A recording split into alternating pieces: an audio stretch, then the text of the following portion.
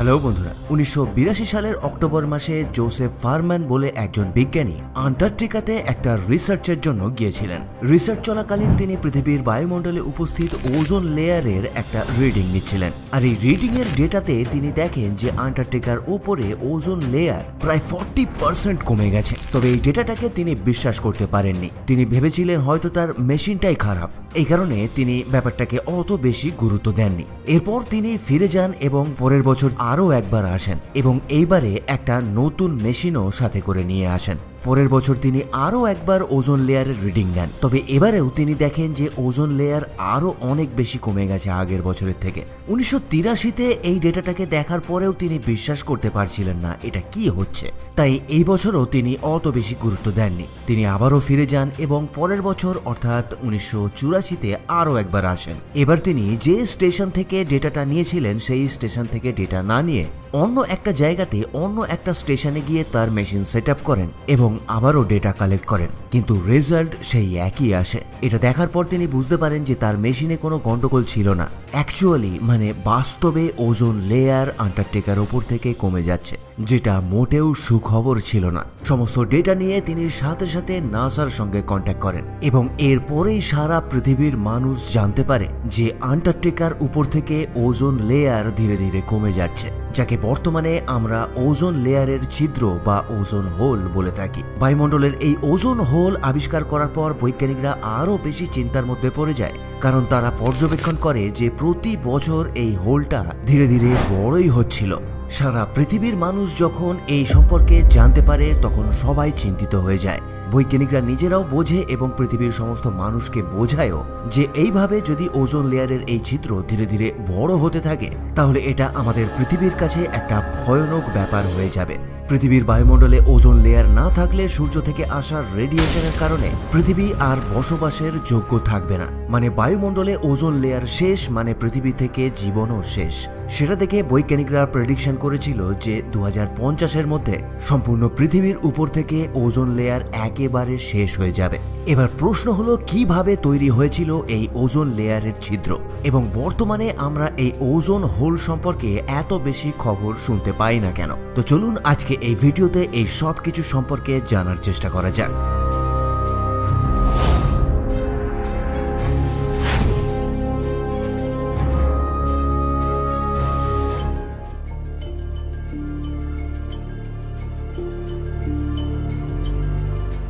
সবার প্রথমে আমাদের জেনে নেওয়া দরকার যে এই ওজোন লেয়ারটা কি। স্কুলে যেমন আমরা পড়েছি যে ওজোন একটা গ্যাস, যেখানে অক্সিজেনের কেমিক্যাল ফর্মুলা O2, সে জায়গায় ওজোনের কেমিক্যাল ফর্মুলা O3 হয়। আমাদের বায়ুমণ্ডলে ভূপৃষ্ঠ থেকে প্রায় 15 থেকে 35 কিলোমিটারের মধ্যে এই ওজোন লেয়ার আছে। অনুমান করা হয় যে প্রায় 600 মিলিয়ন বছর আগে এই ওজোন লেয়ার আমাদের বায়ুমণ্ডলে তৈরি হয়েছিল। ওজোন লেয়ার যেমন সূর্যের রেডিয়েশন থেকে আমাদের বাঁচায়, কিন্তু অপরদিকে এই রেডিয়েশনের জন্যই ওজোন গ্যাস তৈরি হয়।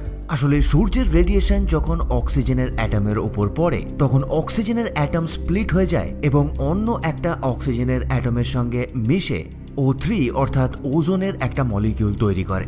আবার কখনো কখনো দুটো ওজোনের মলিকিউল থেকে একটা করে অক্সিজেনের পরমাণু বেরিয়ে নতুন একটা অক্সিজেনের অণুও তৈরি করে। তো আমাদের বায়ুমণ্ডলে এই দুটো প্রসেস সাইক্লিক্যালি চলতে থাকে। আর এই চক্রাকার প্রসেসটাকে বা এই সাইক্লিক্যাল প্রসেসটাকে চ্যাপম্যান সাইকেল বলা হয়, যেখানে একদিকে অক্সিজেন থেকে ওজোন তৈরি হয় আবার ওজোন থেকে অক্সিজেনও তৈরি হয়। বায়ুমণ্ডলের ওজোন লেয়ারের কথা যদি বলা যায় তাহলে ওজোন লেয়ারের কথা বললেই সবার আগে আমাদের মাথায় আসে যে এই লেয়ারটা সূর্যের রেডিয়েশন থেকে আমাদের বাঁচায়। মেনলি ইউভি রে অর্থাৎ আল্ট্রাভায়োলেট রে থেকে আমাদেরকে বাঁচায়।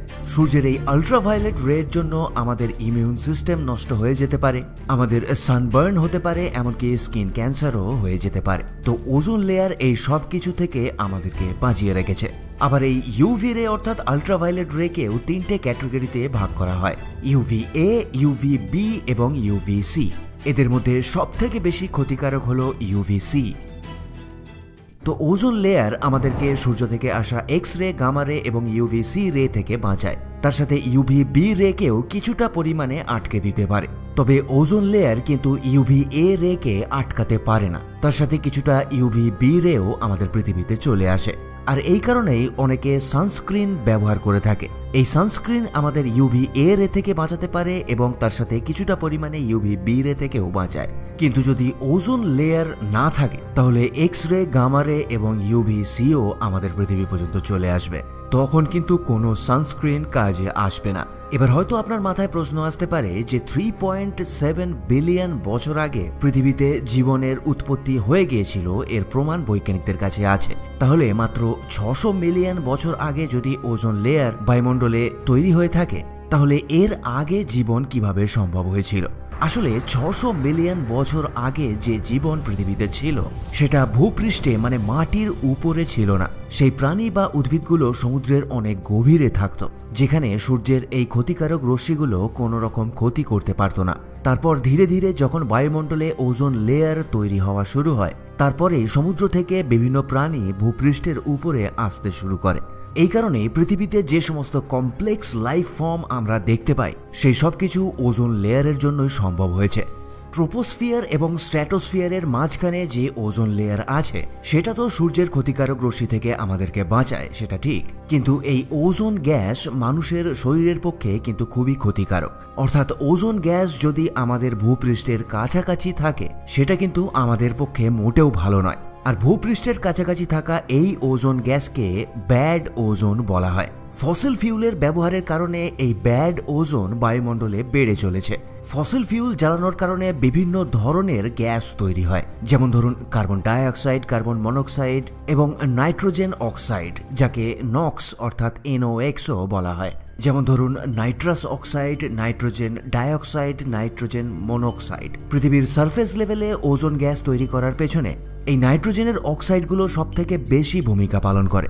হিট এবং রেডিয়েশনের জন্য নাইট্রোজেন ডাইঅক্সাইড নাইট্রোজেন মনোক্সাইড এবং একটা অক্সিজেনের অ্যাটমে ভাগ হয়ে যায়, যার পর ওই অক্সিজেনের অ্যাটমটা একটা অক্সিজেনের মলিকিউলের সঙ্গে মিশে O3 তৈরি করে ফেলে, অর্থাৎ ওজোন গ্যাস তৈরি করে ফেলে।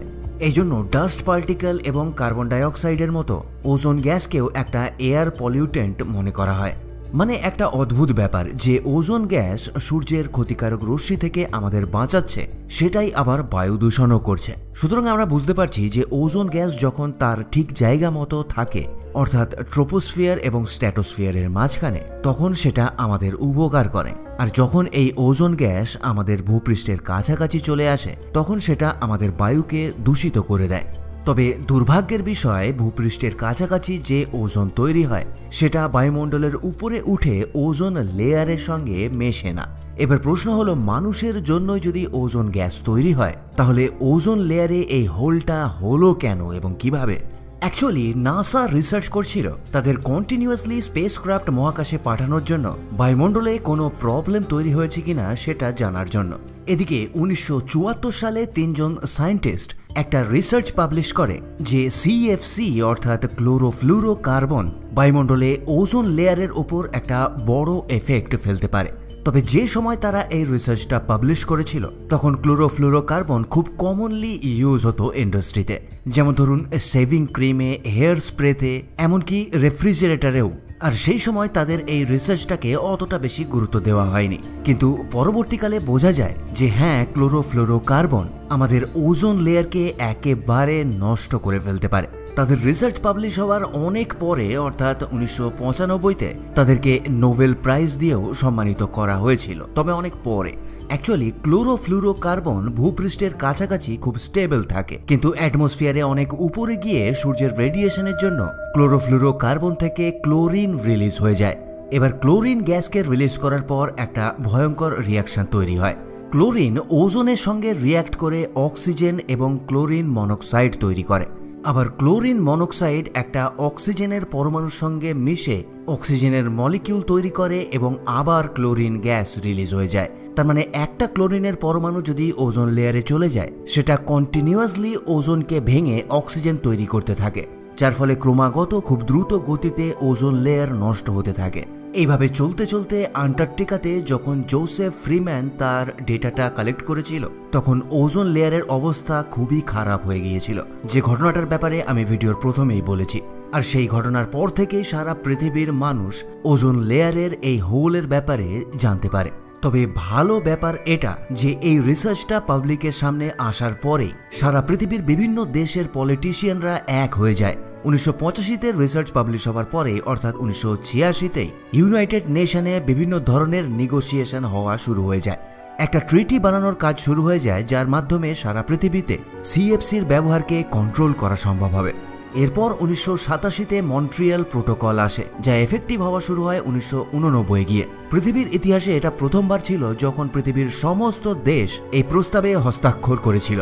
এই ট্রিটির পরে সিএফসিকে এইচএফসি দিয়ে রিপ্লেস করা হয়, অর্থাৎ ক্লোরোফ্লুরোকার্বনের জায়গায় আসে হাইড্রোফ্লুরোকার্বন, যা ক্লোরোফ্লুরোকার্বনের মতো ক্ষতিকারক ছিল না। বর্তমানে অর্থাৎ 2023-এ রিলিজ করা ইউনাইটেড নেশনের একটা রিপোর্ট অনুযায়ী আগামী 40 বছরের মধ্যে ওজোন লেয়ারের ওই হোল সম্পূর্ণভাবে রিকভার করে যাবে, যেটা সত্যি একটা খুশির খবর।